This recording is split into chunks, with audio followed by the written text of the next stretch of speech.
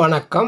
இந்த சேனலை இதுவரை சப்ஸ்கிரைப் பண்ணாதவங்க மட்டும் சப்ஸ்கிரைப் பண்ணுங்கள். பிடிச்சிருந்தனா லைக் பண்ணுங்கள், ஷேர் பண்ணுங்கள், கமெண்ட் பண்ணுங்கள். நன்றி. வணக்கம். ஜூன் மாத ராசி பலன்களை பார்த்து வருகிறோம். இன்று நாம் பார்க்கவிருக்கின்ற ராசி கடக ராசி. ஓம் நம சிவாய சிவாய நம.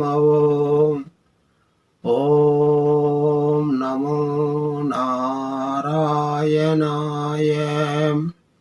இறைவன் அருள் எப்போதுமே உங்களுக்கு உண்டு. உங்கள் தவறுகளால் எப்பொழுதெல்லாம் அவதிப்படுவீர்களோ அப்பொழுதெல்லாம் அவருடைய அருளால் வெளியே வந்து விடுவீர்கள்.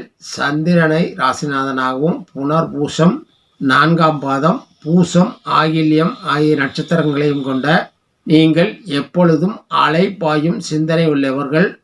மனதை ஒருமுகப்படுத்த சிரமப்படுவீர்கள். இந்த மாதம் உங்கள் ராசிக்கு 3ஆம் இடத்தில் கேதுவும், 8இல் சனியும், 9இல் ராகுவும், 10இல் செவ்வாயும், 11இல் சுக லாபஸ்தானத்தில் சூரியன், சுக்கிரன், புதன், குரு ஆகிய கிரகங்கள் மையம் கொண்டிருக்கிறார்கள்.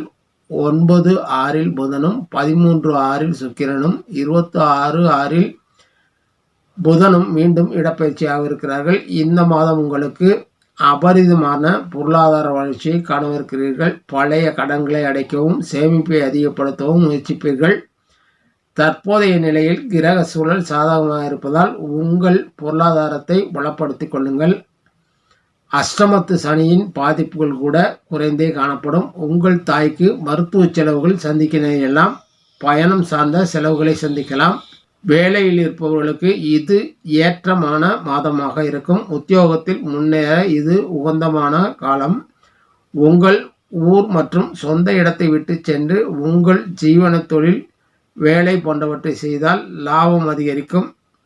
இதற்கு உங்களுக்கு தெற்கு திசை உகந்ததாக இருக்கும். உங்கள் நிர்வாக அதிகாரிகளிடம் வரம்பு மீறாமல் நடந்து கொள்வது உங்களுக்கு உகந்ததாக இருக்கும். தொழில் முதலீடுகள் செய்ய இது உகந்த காலமாக இருக்கும். புதிய இடங்களில், புதிய ஊர்களில் புதிய தொழில்களை துவங்குவது லாபகரமாக இருக்கும். சொந்த ஊரில் தொழில் செய்பவர்கள் தொழிலில் அதிக கவனம் செலுத்துவது நல்லது. ஆரோக்கியத்தை பொறுத்தவரை தலை சார்ந்த பிரச்சனைகளுக்கும் வயிறு சார்ந்த பிரச்சனைகளுக்கும் இந்த மாதம் சிகிச்சை மேற்கொண்டால் பூர்ண குணமடைய முடியும்.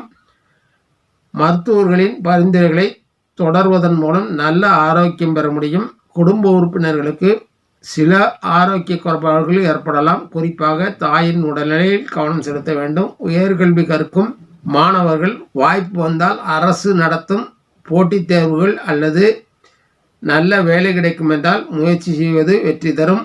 ஆரம்ப கல்வியில் இருக்கும் மாணவர்கள் கல்வியில் கவனம் செலுத்த வேண்டும். கடின உழைப்பு உங்களுக்கு கல்வி நிலையங்கள் மூலமாக பரிசுகளை பெற்றுத்தரும். குடும்ப உறுப்பினர்கள் மூலமாக உங்கள் துணையின் சிரமங்களை குறைக்க முடியும். புதிதாக காதல் செய்பவர்கள் தங்கள் காதலை தெரிவிக்க சற்று காலதாமம் செய்வது நல்லது. காதலுக்கு உகந்த மாதமல்ல இது. உறவினர்களுடன் நட்பை பராமரிப்பது நல்லது. உணர்ச்சிகளுக்கு இடம் கொடுக்காமல் உங்கள் எதிர்காலம், உறவுகளின் எதிர்காலம் கருதி முடிவுகள் எடுங்கள். குழந்தைகள் கல்வியில் சிறந்து விளங்குவார்கள். குடும்ப உறுப்பினர்களிடையே சுப நிகழ்ச்சிகள் நடத்தி வைத்து உங்கள் கடமைகளை நிறைவேற்றுவீர்கள். உங்கள் எதிர்மறையான பார்வை மாறி நேர்மறையான எண்ணங்கள் தோன்றும். கலைஞர்கள் தங்கள் தொழிலை மேம்படுத்தி கொள்ள விட்டு கொடுத்து செல்வது ஸ்திரப்படுத்தி கொள்ள வேண்டும். அரசியல்வாதிகளின் எதிர்காலம் சிறப்பானதாக இருக்கும். நட்சத்திர பலன்களை பார்க்கலாம். புனர்பூசம் 4ஆம் பாதம். வருவாய் சரளமாக வந்து சேரும். சேமிப்பில் அக்கறை செலுத்த வேண்டிய காலம் இது. குடும்ப உறுப்பினர்களின் உடல்நிலையில் அக்கறை செலுத்துவது நல்லது. உறவினர்கள் உறவில் அக்கறை செலுத்துங்கள். பூசம் நட்சத்திரம். உங்கள் தொழிலில் அதிக அக்கறை செலுத்துவீர்கள். கிடைத்த வாய்ப்புகளை பயன்படுத்தி நலம் பெறுவீர்கள். சிரமங்களை களைந்து தொழிலில் முன்னேற்றம் காண்பீர்கள். ஆயில்யம். சொன்ன சொல்லை காப்பாற்றி நல்ல பெயர் எடுப்பீர்கள். தொழில், வேலை, வியாபாரத்தில் அதிக வருவாயை பெறுவீர்கள். நல்லதை நினைக்கின்ற உங்களுக்கு மலை போல் வரும் சோதனைகள் எல்லாம் பனி போல் நீங்கிவிடும். இந்த மாதம் பெரும்பாலான பலன்கள் நன்மைகள் செய்வதாகவே அமைந்திருக்கிறது என்பதால் விடாமுயற்சியுடன் உங்கள் இலக்கை அடையுங்கள்.